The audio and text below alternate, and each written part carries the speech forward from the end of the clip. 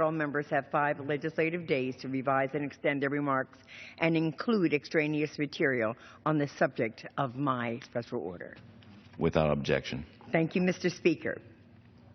A couple of decades ago, support for child care fell under conservative attack.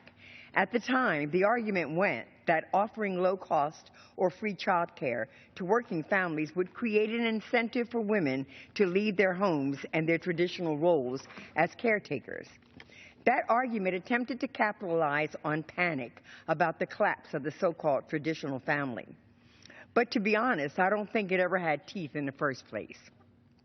The reason most women left home to enter the workforce, the real reason that countless women work today, is to make ends meet.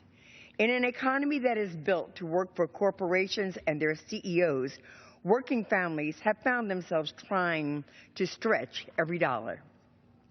And the leadership of this House seems content to keep that struggle going. It's time to take a second look at policies that will help our middle class. It's time to stand up for high-quality child care, accessible and affordable for every family, and a child care workforce that earns the pay they deserve. Mr. Speaker, I want to make something very clear. This is neither an isolated problem, nor is it one with limited impact. This is the new normal. And in addition to outrageous costs, limited access to child care and pre-K means stunted development for children and further division between those with means and those without. If you've got the resources, child care that costs more than the median rent isn't a big deal. If you've got the resources, child care that costs more than tuition at a public college across more than half of the country isn't a big deal.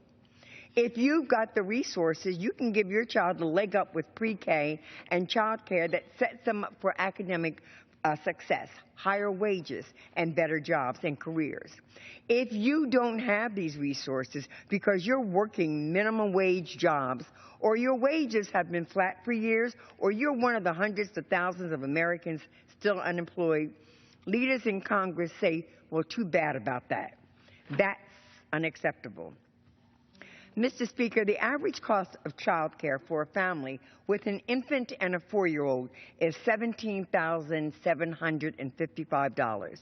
In my state, New Jersey, the average cost for the same family would be $21,000. That price tag is outrageous, and it probably has quite a bit to do with why only 35% of preschool-age children are currently enrolled in pre-K programs despite the benefits that pre-K offers. 90% of brain development happens before the age of 5, and every dollar invested in early childhood education returns in a public benefit. There are a few better ways we can spend our money. Mr. Speaker, there's one more reason we're making this a priority.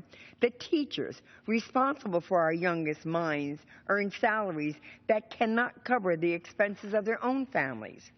While first-grade teachers earn roughly $45,000 annually, K teachers earn only $27,000.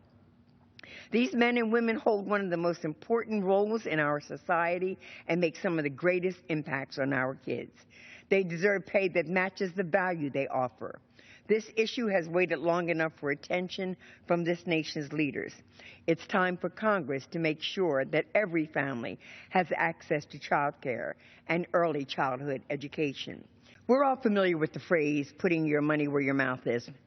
Mr. Speaker, a few weeks ago, for a bill to fund government programs and extend tax cuts.